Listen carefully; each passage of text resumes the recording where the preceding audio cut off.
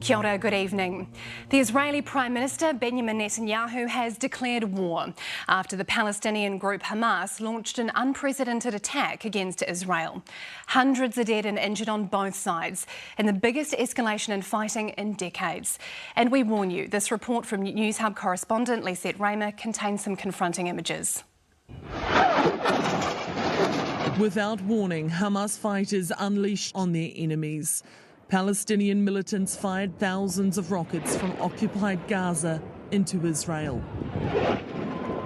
In Tel Aviv, people hurried to bomb shelters. Israeli cities smouldered on the Saturday of Simchat Torah, a holiday. Israeli security apparently caught off guard. Israel has what it claims are near impregnable borders, but Hamas fighters prized them open in many locations, bursting through in large numbers. In a further sign this assault may have been planned for months, some arrived on paragliders. Many of these pictures came from Hamas itself as it declared the start of Operation Al-Aqsa Flood. Residents hid as fighting continued street by street inside Israeli cities. Hamas fighters appeared intent on taking soldiers as prisoners of war. Here, an Israeli soldier is dragged out from a tank. It is not clear if he's dead or alive. But it appears the militants also targeted civilians. Student Noah Agamani pleaded for her life. "Don't kill me," she cried as her boyfriend was helpless to intervene. Moments earlier, they'd been enjoying a peace festival in the desert, which under gunfire turned into a battleground. Now both young Israelis are missing, like hundreds of others. It was to be one of the deadliest days in Israel's 75-year history. Israeli Prime Minister Benjamin Netanyahu addressed the nation, vowing to take revenge. All the places they hide, he said, Israel will turn into cities of ruins.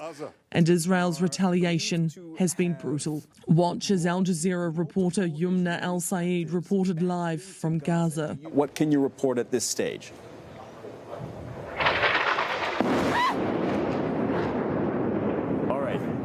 Yumna, please take cover.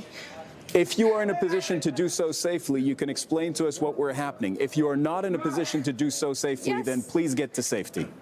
No, it's okay. This is a missile attack on Palestine Tower. Israel released these pictures saying it targeted Hamas positions, dozens of military compounds and Hamas operational headquarters. Hundreds of Palestinians were also killed as the Israeli Defense Force launched Operation Iron Sword. Of course we are in fear. We're afraid of what they will do. The Israelis might wipe us off the face of the earth.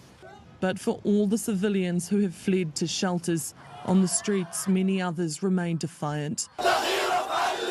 In the occupied West Bank they chant, "A bullet for a bullet and fire for fire.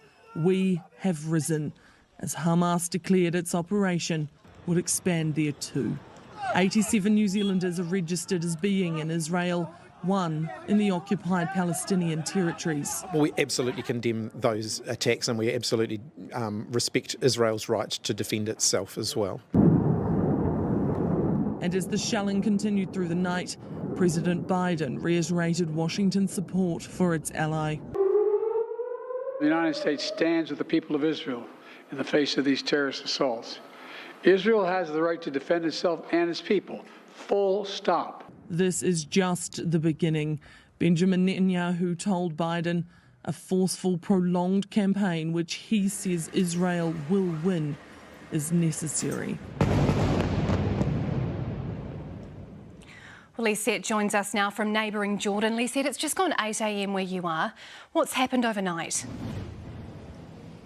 Well, the evening is always a particularly frightening time at conflicts like this, Yannicka, and overnight it was no exception. The fighting has been active. Airstrikes going back and forth throughout the evening and into the morning, so much so that Israel's famous Iron Dome, that multi-million-dollar missile air defence system, has been unable to keep up with the sheer number of attacks heading its way from Hamas. Over the last few hours, Israeli officials said and hoped that they would be able to restore peace by dawn. That has absolutely not been achieved, and the latest information we have is that Amnesty International has appealed to both sides to make every effort possible to keep civilians safe, but the death toll is rising and the civilian loss of life is expected to be huge. The seriousness of this moment cannot be overstated. It is a turning point of conflict.